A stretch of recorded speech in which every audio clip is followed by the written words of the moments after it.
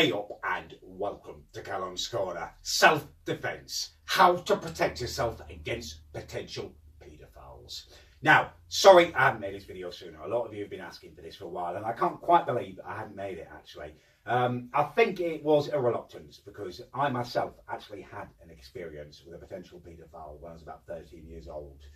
Luckily I came through unscathed, but I was incredibly unprepared for it. So I'm actually going to revisit a kind of a difficult subject for me in this video, but I think it's worth it to make sure you guys are safe and prepared. Now, paedophiles. Mostly you're going to be all right because they mostly nowadays live in a kind of online environment, so you should be safe from one-on-one contact. However, should you meet one out on the streets, out in the wild, there's some things you need to know. For me, it happened when I was about 13 years old, walking home from school out with a couple of my friends. There were rumours that there was a potential flasher in the local area, right? We were walking home from Cowes High School through the park and we came across a local guy called Chester. Now, his nickname was Chester the Molester. He lived with another special guy called Chug Chug, who drove a tractor around like a car. And I think they were both just special in hindsight, but he wore a duffel coat and nothing underneath it all year round. Well, maybe some tiny shorts, but you couldn't see the shorts. So you can see why we thought he may well be the flasher. A couple of my friends did shout that at him, flasher.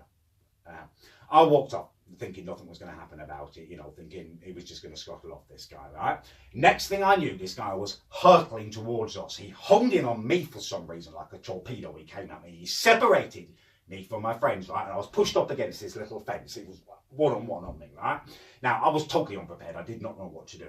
Luckily, gut reaction, me and my friends did the right thing. First of all, they started screaming at him, shouting at him, calling him a paedophile and nonsense stuff, getting other people's attention. When he looked round at them, I pushed him away and I pushed myself backwards and I went over the fence, out of his potential clutches, right? I was okay. Now, that could have been a very different outcome. I could have been, well, I don't even want to think about what could have happened. It brings me out in cold sweats, to be honest with you. But I have thought about the ways I would defend against that nowadays, right? So, a nonce is going to come at you to try and clinch with you, to clutch at you. For them, it's a sexual thing. It's not really fighting. They want to grab hold of you and rub themselves against you. It's grotesque, right? Now, things to be aware of, right?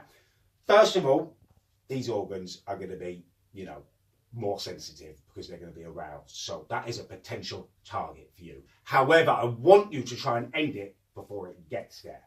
Right? I don't want that anywhere near you guys if we can avoid it. So when they come at you with that kind of the idea that they want to wrap their arms around you and push themselves up against you, right? You want to invoke my spinning elbow. So they're coming at you, trying to wrap around you. Their head is going to be the fence. So it's you spin around, bam, straight like that. So they're coming at you. Their arms are going to try and wrap around you. Just spin around, boom, like that, right? You'll notice I'm maybe downwards. That's because of my exceptional height. I need to go downwards because they're going to be smaller than me. For you, it may be different. Practice different heights, right? Now, in the event that your first strike fails and they do get a hold of you, right, first thing you can be doing is just wrenching the back of your heel down their instep, down their leg, trying to hurt them, right? The second thing you can be doing, now this isn't going to be very nice, but it's going to be happening, right?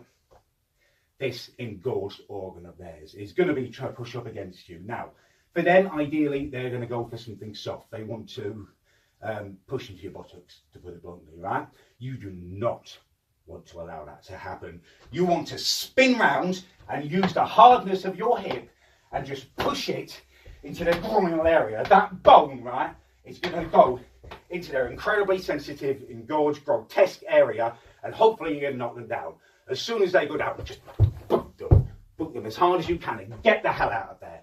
Stay safe, right? You're going to be tempted to stay and put the boot in a bit more. Just once, get the hell out of there. That is subhuman scum.